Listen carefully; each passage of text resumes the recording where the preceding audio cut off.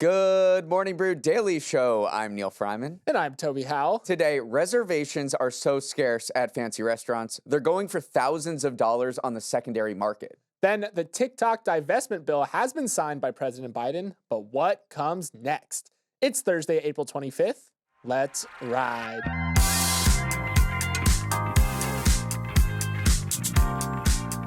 You hear a lot about U.S. downtowns getting caught in the doom loop of falling foot traffic and commercial real estate values. You hear a lot less about the ones that have managed to escape it. Well, here's one, Detroit. Just over a decade ago, the Motor City was bankrupt in the biggest municipal bankruptcy in U.S. history. But tonight, it's hosting the NFL draft with a ton of momentum, spurred by investments by Rocket mortgage billionaire Dan Gilbert. Yeah, Detroit is so back. Detroit's home prices have jumped 40% since 2020. That was the biggest increase of any U.S. metro area last fall. Big companies like Freyman, they're redeveloping old buildings. There's even a Gucci store right now, Motor City, way back. Yeah, according to one exec there, you've got this post-bankruptcy kind of energy. So if anyone's looking for a little motivation or inspiration today, just channel that post-bankruptcy energy that Detroit has. Shout out Detroit. Now let's hear a word from our friends over at Robinhood. We've talked a lot about Robinhood Gold so far this month, with good reason. It might be the best deal in investing. For less than $7 a month, Robinhood Gold offers 5% APY on uninvested cash,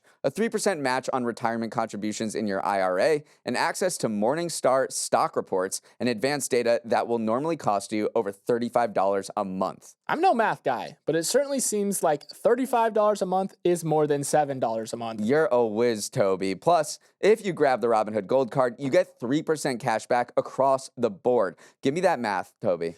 I'm seeing here that as long as you spend over $234 a month, you'll make your money back with the 3% cash back. That's like 3 coffees in New York. Certainly feels like it. Learn more about the Robinhood app in the App Store or Google Play Store. Disclosures, investing is risky. Robinhood Gold is offered through Robinhood Financial LLC and is a subscription offering services for a fee. Terms apply to the APY and rate is subject to change.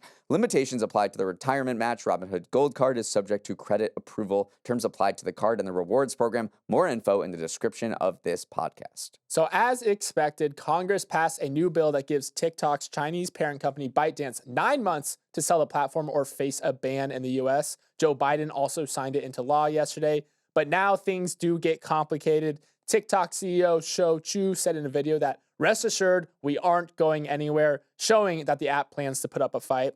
Here are the hurdles the new bill faces. 1, will it be able to withstand the incoming legal challenge from TikTok, arguing that the sale infringes on the free speech rights of TikTok's 107 million monthly US users? And 2, is there even a buyer that could feasibly afford to acquire TikTok's US operations, which could cost upwards of $100 billion and face antitrust scrutiny? So the current state of the playing field is the bill is signed, ByteDance has less than a year to divest its stake before a ban would take effect. But before any kind of separation happens, we're going to see a challenge in the courts. Yeah, absolutely. TikTok and its parent ByteDance have every reason to fight this bill. This is kind of like the U.S. government saying, hey, Zuck, we need you, Meta, to divest, to sell Instagram, maybe your flagship platform, your fastest growing one, the one that makes the bulk of your profits. You have to sell that. And Zuck would absolutely go to the floor. He would do everything he can to stop this from happening, and that's exactly what TikTok's going to do. TikTok already has a very strong track record of winning these similar First Amendment battles. Remember, Donald Trump trying to force a sale of the app back in 2020.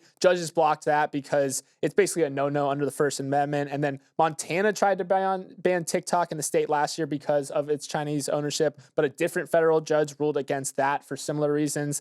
Only one narrower TikTok restriction has survived in the courts, and that was when Governor of Texas announced a ban on state government devices back in 2022.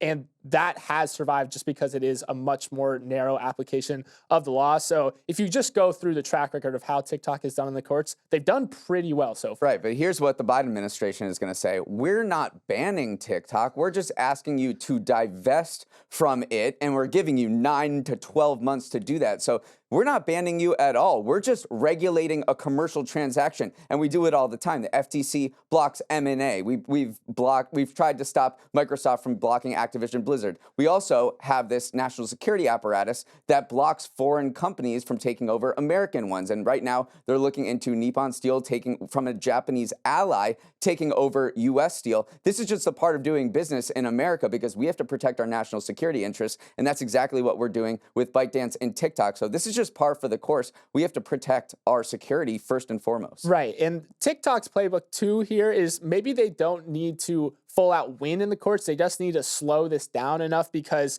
if you can slow it enough, there's a chance a new administration comes in, maybe Trump wins the election, and he has been more receptive to keeping TikTok around. So it's not necessarily like we have to full out win this legal case right now. We just need to drag it out long enough that maybe the landscape changes a little bit. There's also one other pretty interesting option, which is that ByteDance could potentially spin off TikTok into its own entity, its own business, with its own stock through, say, an IPO or whatever. This is called a shotgun divorce. And then ByteDance and its other Chinese investing, the Chinese shareholders of TikTok could own 20% or less. So that is another business mechanism that could potentially happen. It's all very complicated. And the biggest wild card here is the Chinese government, because they've said they're not going to allow ByteDance to sell TikTok. So we'll see what happens with Beijing. They could say, okay, you can sell it, but we're going to withhold the algorithm, which is really the moneymaker for TikTok, to all anybody wants, because this algorithm keeps people engaged on the platform, so you can sell ads on it, and is really the secret sauce to everything TikTok does. So if your friend comes up to you today and says, hey, is TikTok getting really banned? What would you say to them? Say, not in the foreseeable future. There's going to be a long, protracted court battle. Absolutely. Flying at U.S. airports is about to get a little less frustrating. The Transportation Department released a set of rules yesterday that aims to make life easier for passengers, from mandating automatic refunds to more transparency around all the fees you get hit while booking. The headline rule here is a requirement that airlines provide automatic cash refunds within a few days for canceled flights and significant delays. Currently, it's up to the airline to define how long a delay must last before it triggers refunds. 4 hours, 5 hours, until you say, screw this, I'm getting a $19 beer.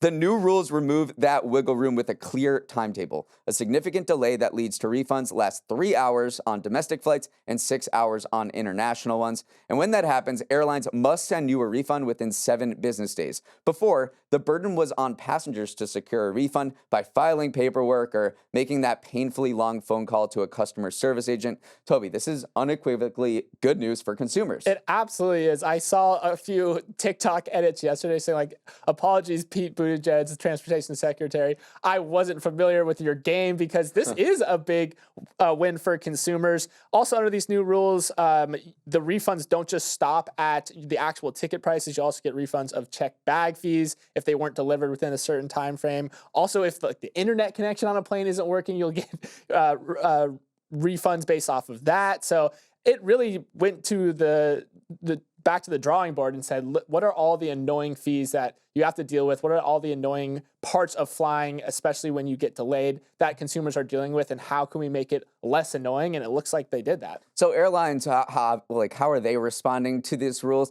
Mostly with saying, there's nothing wrong here. Like, it's in our best interest to serve customers well, because we're in a competitive market, and if we don't do that, they'll go to another airline. So they pushed back on the government, saying these are unreasonable regulations. They're not necessary. We're doing all of this stuff already. It's not a big deal. You didn't see like heavy pushback, because they're not going to really do much. This is not like TikTok. They're not going to sue the government, it doesn't appear. But they are just like, oh, this is freaking annoying. Also, other thing that this reminded me of too is that when you are checking out and you're going through the process of buying an airline ticket, there's usually this prompt where pick a seat, and these airlines make it seem like if you don't buy a seat, you won't have a seat available. But this new rule will also make airlines tell passengers that they do have a guaranteed seat that they are not required to pay extra for. These are some of those dark patterns that we've talked about in checkout flows. Remember, Epic Games got in trouble for making it seem like, or making it too easy to buy these big packages when you're checking out online. So airlines have been guilty of doing this, and it looks like these new regulations are targeting those checkout flows as well. And while we're on the subject of airports, you got to hear about this new law proposed in California that targets security line skippers. This week, lawmakers advanced a bill, which is the first of its kind in the U.S., that would ban Clear and other third-party screening services from state airports unless they establish their own security line. Some politicians think it's unfair for people who have Clear to cut passengers waiting in the regular security line, creating an environment of have and have-nots. If you haven't heard of Clear, it's this service costing $189 a year that whisks you through security at airports and other event venues with just a biometric scan. It's probably best known for its aggressive agents at airports that try to get you signed up if there's a long TSA line and you're feeling nervous you're going to miss your flight. Toby, line skipping at airports, is this an actual problem? Yeah, it's a bad vibe when you are stuck in security line and you see someone with Clear get ushered through. Although I have been seeing Clear lines that almost rival the length of TSA pre-check or something like that. On the other side of the coin, the Chamber of Commerce and other industry groups within California came out against the bill, saying like, hey, this is one, government overreach, and then two, there's potential harm to California's image as this tourist hub. Like, do we really want to be the only state in the nation that has these restrictions on Clear? So there's always two sides of the coin here. In general, though, I'm a TSA pre-check guy. I don't mess with Clear. I don't need to go in the regular line. I don't need to pay whatever $200 a year for Clear. TSA pre-check, that's the sweet spot right there. Up next, I can't even contain myself. It's Neal's Numbers. Welcome to another edition of Neal's Numbers, the segment where I share 3 stats from the week's news that will have you talking as eloquently as an Aaron Sorkin character. My first number is $80,000 a year, which is how much some people are making selling restaurant reservations on the secondary market, according to this article from The New Yorker.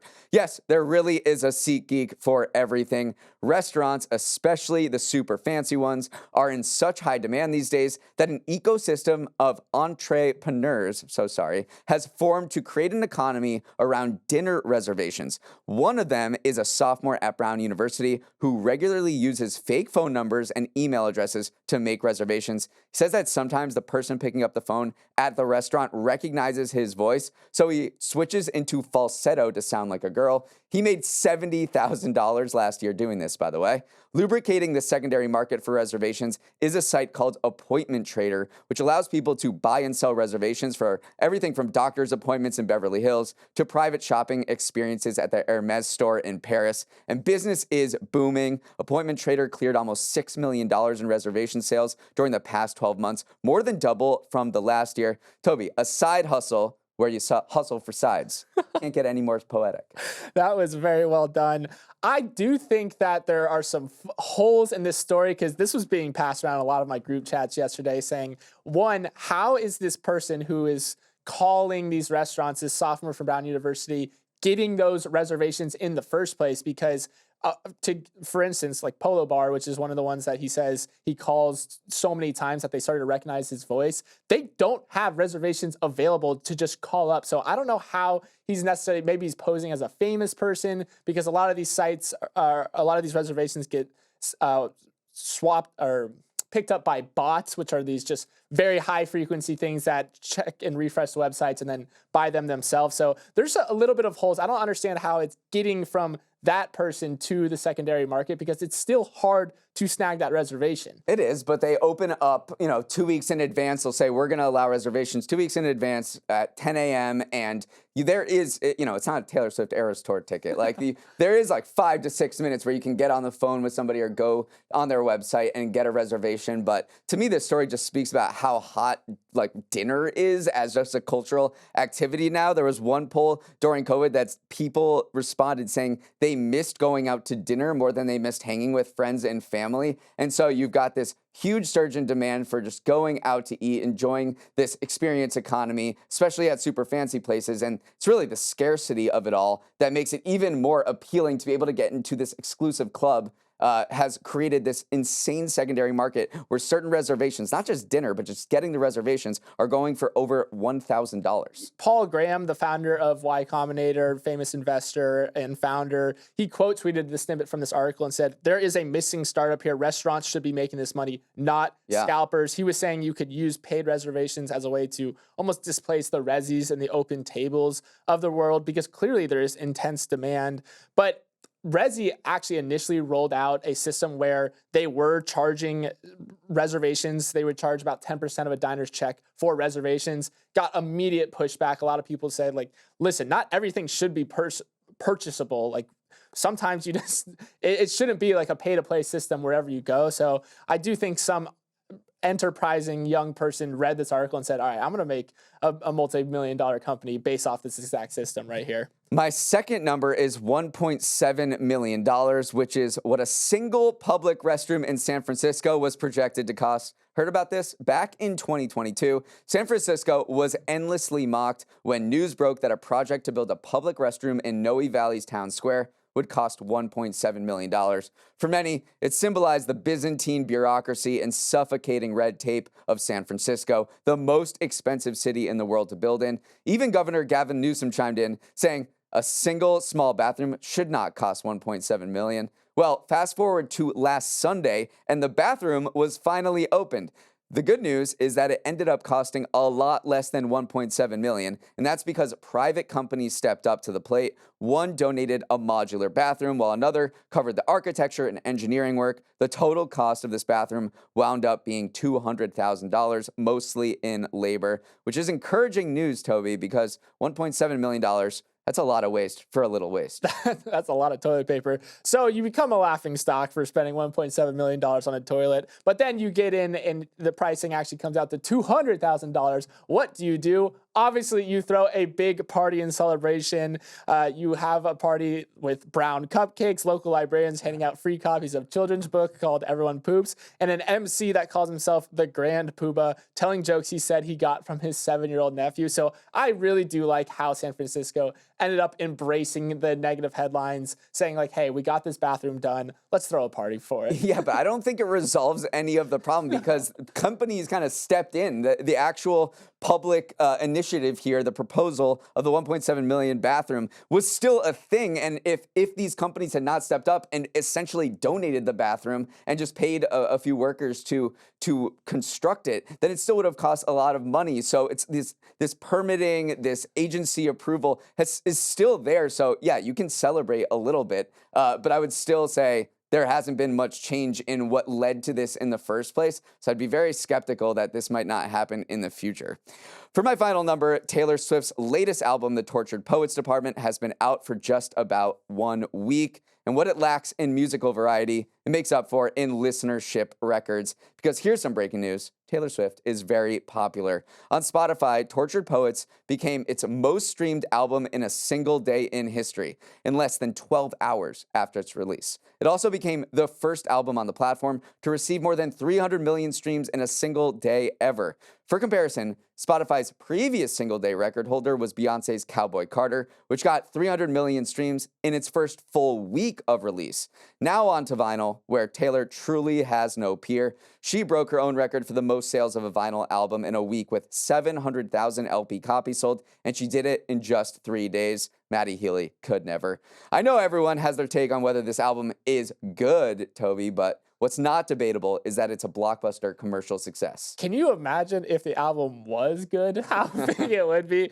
Yeah, I mean, part of the reason I think she got so many streams is it's a double album. There's 34 songs on it, so there's just a lot to stream. The vinyl stuff, though, you cannot ignore her presence in that industry. You have to go all the way back to early 2022 to find someone not named Taylor Swift who was breaking vinyl records. Harry's House from Harry Styles sold 372,000 vinyl copies in his first week. But then if you go back to kind of what vinyl used to be back in the mid 2014s, it was rockers who were making these headlines for their crazy vinyl sales, which there was this rocker Jack White who made headlines for setting a new record of most vinyl sales in 1 week, and he sold 40,000 copies. It is crazy how much bigger the industry has become now that Taylor Swift has kind of put her stamp on it. Yesterday was a massive day for college football fans. Reggie Bush got his 2005 Heisman Trophy reinstated more than a decade after it was rescinded by the NCAA. The iconic running back had the iconic trophy stripped from him more than a decade ago after an investigation found he received impermissible benefits during his time playing for USC. But now the landscape of college athletics has shifted considerably. NIL deals mean that players can be compensated for their name, image, and likeness. So the Heisman Trust reevaluated their decision and realized that the, quote, compensation of student athletes is an accepted practice now, and so decided that now was the right time to return the trophy to Bush. It's pretty wild to look back at the state of college football when Bush was in college compared to now. Archie Manning and Bronny James, two of the more marketable NCAA athletes, had NIL deals lined up in the millions before they even stepped foot on campus. And all top athletes are compensated in some way at major football or basketball schools.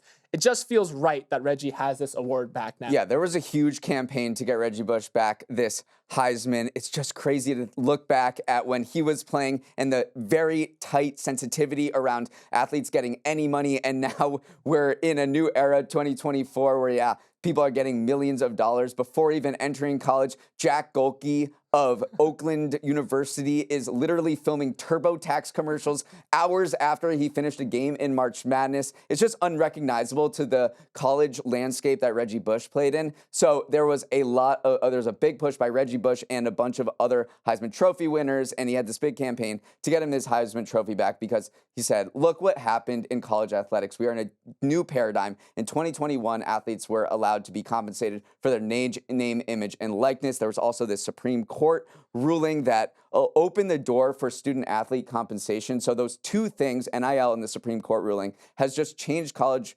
sports forever. And I don't think you can say this is a particularly amateur sport anymore, at least at the college football level. Even if you look back at 2005 when Reggie Bush was in college, this kind of stuff was happening. Just anecdotally, you heard stories and whispers that a lot of other people were getting money under the table, and yet Reggie was kind of the only one truly punished. He had his award stripped for him. So even if you just look anecdotally at that time, it seemed unfair. And then also I've been seeing some people saying, is this just symbolic that he gets his trophy back? It is, but there was a joke in the Morning Brew newsletter that comes out this morning saying that this is great news for Nissan's Heisman House commercials. It actually is great news because Reggie Bush is one of the more recognizable college athletes of all time. They get him back in the Heisman fold. It does lead to a nice boost in marketability. So you can kind of see where the Heisman Trust head at to was in reinstating his trophy. And while we're talking about Reggie Bush college football, we should mention the NFL draft is tonight. So number one, another USC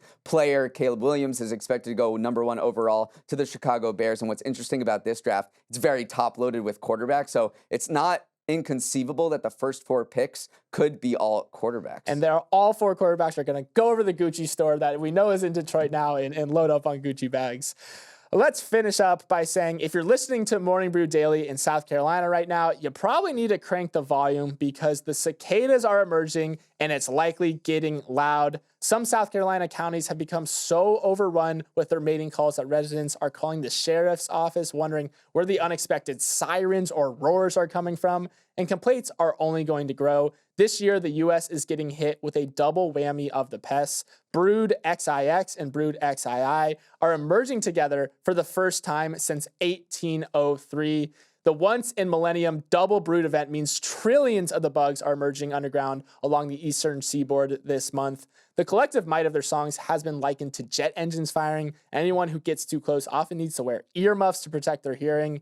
Neal, they don't pose a threat to humans other than being super loud, but that is a threat to humans if you ask me. I can't help but think about the eclipse as well, another natural phenomenon that had a particular path of totality. That path of totality you wanted to be in because you can make a lot of money on Airbnbs. There was a lot of stuff going on. Where the cicadas are coming, that is a path of totality you do not want to be in, and I wouldn't be surprised to see a similar out-migration of people from these areas to places that don't have cicadas. I've heard anecdotally that people are moving from Chicago, out of Chicago, during the summer to other cities to escape the noise of the cicadas because, I know we can laugh about it, but I think it's pretty loud. I haven't really been in a hotspot, but they are extremely loud and extremely annoying to, I'll just say like where this path of totality is. So these two broods are emerging. There's one that goes across the south, from around Nashville, Atlanta, Georgia, South Carolina, North Carolina, and then there's this Illinois one, so it really puts the noise in Illinois, and it's going to be in the upper Midwest. So those areas across the South and then through the Midwest up to Illinois are going to be absolutely smacked.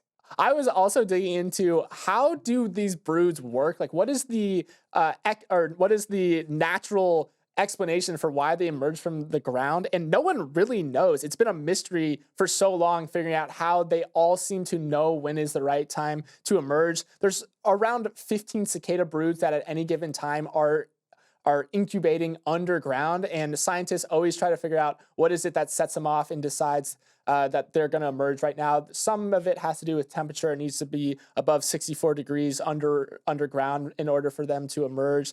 But a lot of people are just saying, like, this is just part of the essence of life. A ton of animals flock together, birds, wildebeests, whatever you want to call them. They make these decisions based on these kind of unreliable signals that scientists don't really understand. Even cells and embryos, developing embryos, coordinate their growth. So a lot of scientists just stand back and say, hey, this is part of the essence of life. We don't have a full explanation for them, so just take it in. It's a sight to behold. Yeah, if you want to remember one thing about cicadas is that they pee so hard. They have a velocity of up to 3 meters per second, which is the strongest pee in the animal kingdom. And that's because they drink 300 times their body weight in xylem, which is a plant sap when they come out. So I don't think anyone wanted to know that, Neal, but now a lot of people do. So thank you for that. All right, I think it's time to wrap it up. Thanks so much for listening, and have a great Thursday, or almost there to the weekend. If you have any feedback on the show or any exclusive dinner reservations you want to offer us, send an email to morningbrew@morningbrew.com. Let's roll the credits. Emily Milliron is our executive producer. Raymond Liu is our producer. Uchenna Ogu is our technical director. Billy Menino is on audio. Hair and makeup is stuck in line at airport security. Devin Emery is our chief content officer, and our show is a production of Morning Brew. Great show today, Neal. Let's run it back tomorrow.